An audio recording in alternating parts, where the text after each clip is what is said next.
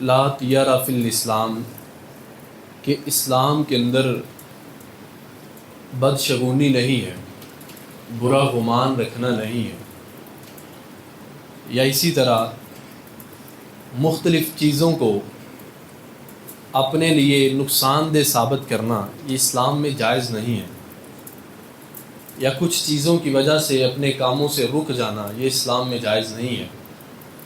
اور اللہ کی ذات پہ اچھا گمان رکھنا چاہیے، یہ ایمان کا حصہ ہے۔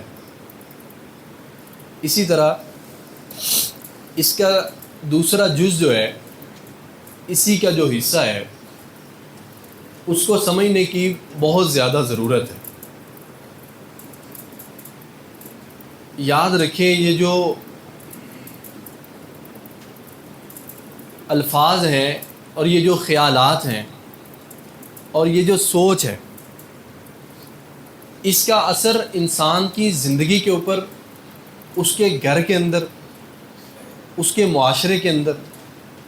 ہر جگہ پر بہت زیادہ ہوتا ہے۔